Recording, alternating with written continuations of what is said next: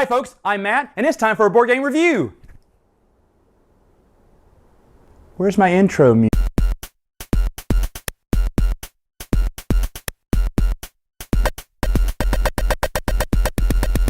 Okay, so today we finish our fourth and final expansion of Catan. This is called Explorers and Pirates.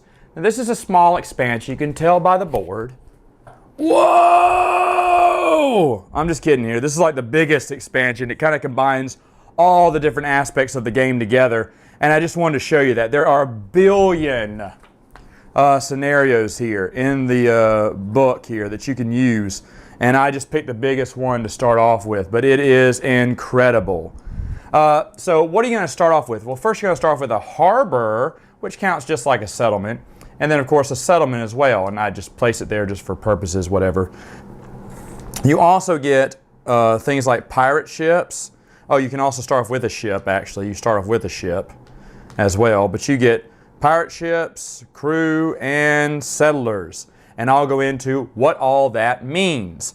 Now, it does come with some gold as well. They gave little generic 3s and 1s to tell you how that is. We do have a lot of gold that is used in this one. Of course, you're playing with resources. I didn't put out the resource tokens just because this thing took forever. But it's a huge board. It's a lot of fun. And they came out with new building cost cards, so that's really nice to kind of show you how everything costs. If you notice, cities are no longer available, not in this expansion at least.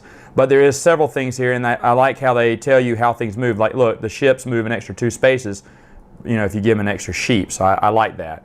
All right, so another addition to this game, you can trade 3 resources of the same resources for 1 other resource to the bank. Instead of 4 for 1, like it usually is, it's 3 for 1 when it comes to Explorers and Pirates. And believe me, you're going to need it because, you know, most of the stuff you'll be buying with gold a lot. Now, ships, as we saw, can move about 4 spaces, and they move on the lines there, 1 through 4. You're also, remember, you're also an explorer here. So let's go through the explorer part.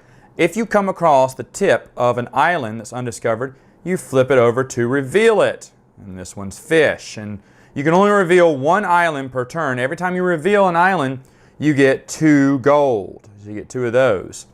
And your movement stops. And I'll talk about fish in a minute, but let's see what else is here. Let's say I uncovered a brick island, okay?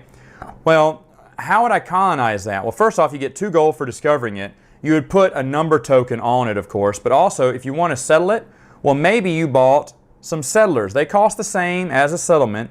They start in your harbor, and if you bought it before, you could just load it on to that ship and carry it along. Once it reaches the edge of one, you can transport it and magically turn it into a settlement, and therefore start getting the resources from that island.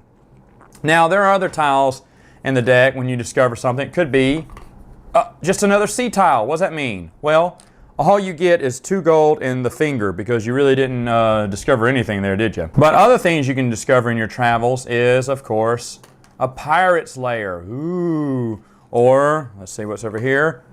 Oh, a spice trading center.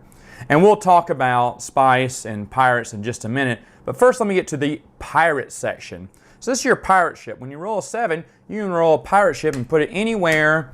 Well, it can't be near the harbor, of course, or near the mainland, but it can be anywhere around these islands. And why you want your pirate ship there is any other color besides you passing through this has to pay you a gold to get by, to cross over. Now, opposing ships can fight a pirate ship. What they would do, they would take the die and roll it, and if it's a 6, they could defeat it, that pirate ship, and put their own pirate ship in its place. But pirate ships are a very big part of the game. You want to do that to stop other people from moving around so freely on the board. And of course, when you roll a 7, you do have to move your own pirate ship, which kind of sucks because you may have had it in a great spot. You're going to have to move it. So pirate ships will move throughout the game. Of course, if there's 4 players, you're going to have 4 pirate ships. It's going to be pretty crowded. But of course, it's explorers and pirates, so of course it's going to have some pirates in there.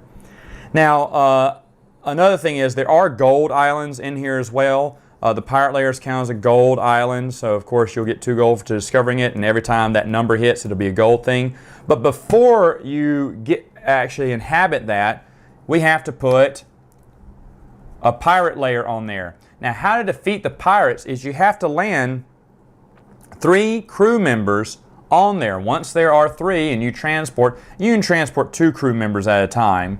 You can only transport 1 settlement at a time, of course, because only 1 fits on there. You can't do it this way, that's cheating. But 2 crew members can fit on a board, so you can put crew members on there and dock them. Once you have 3, you defeat the pirates. Yay! Now, other people could be helping defeat the pirates too. It doesn't have to be 3 of your own color. It can be other people as well. So what happens? Well, in a case where a pirate's defeated, each player involved will roll 1 die, and they'll add the number of crew that they have to that die roll. So for instance, if I rolled a 4, that would count as a 5. Well, someone rolled a 3, but they had 2 crew members who helped defeat the pirates. Well, they rolled a 5 then. They rolled better than me, and they would be able to win the pirate war. And in that case, they would move up. As you see, these are little levels here for fishing, for spice, and for pirates, and I'll talk about the other 2 in a minute.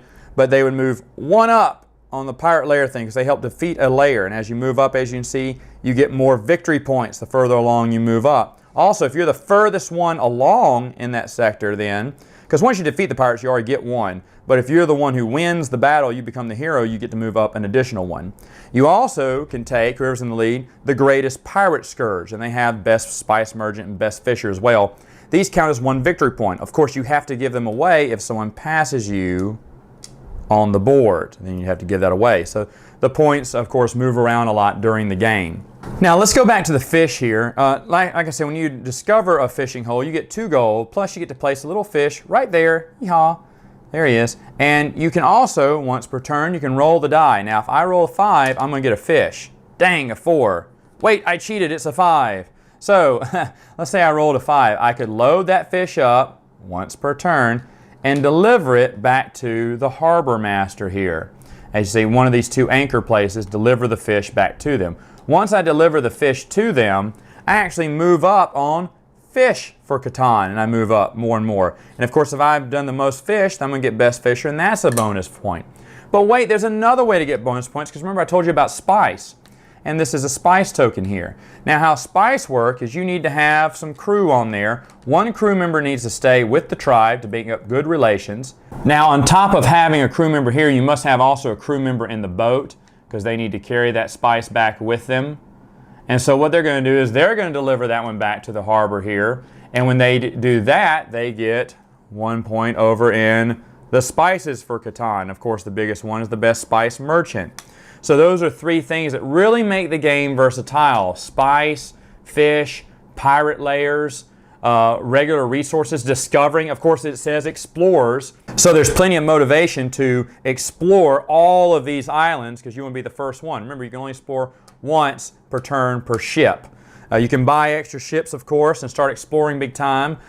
Start fishing, start buying spices. There's a whole lot you can do. Now, this is like the mega game at the end, playing them all. You can just break it down and just do the fish, or break it down and just do the spice, or just do the layers, or just do the exploring. They have a million scenarios in this book. So what do I think of Catan, Explorers, and Pirates? Well, don't let the big board fool you. This is a very ambitious game, and they included a lot in it, but it doesn't seem overwhelming when playing it. It actually becomes simple and, you know, very basic, just like Catan. Now, is it my favorite? No, I still like Traders and Barbarians best. So if I was to rank all of the Catan expansions, where would I rank Explorers and Pirates? I don't know. I'm kind of in between things because I really like Seafarers. I really do. And so I would probably place that second under Traders and Barbarians. But Explorers and Pirates is right underneath Seafarers, and maybe in time it will pass Seafarers. And then, of course, Cities and Knights is a step below. I'll have to get used to playing that game maybe to love it more. But should you get this one? Yes, but only for the advanced Catan player. This is for people who've been playing either the base game forever and they want something new and different, or they've been playing maybe Cities and Knights or Seafarers and they're like, what else is there? Then yes, this is the next step up. I don't know where they could go with another expansion. I'd be interested in seeing it. I don't know what else they could explore. But what they have here is just a really awesome game that keeps Catan fun and changes the game. a game that's already fun to begin with, but just adds new concepts. And I think there's something for everyone in Explorers and Pirates. All right, gamers, that's it for Catan. I'll see you next time. Until then, game on!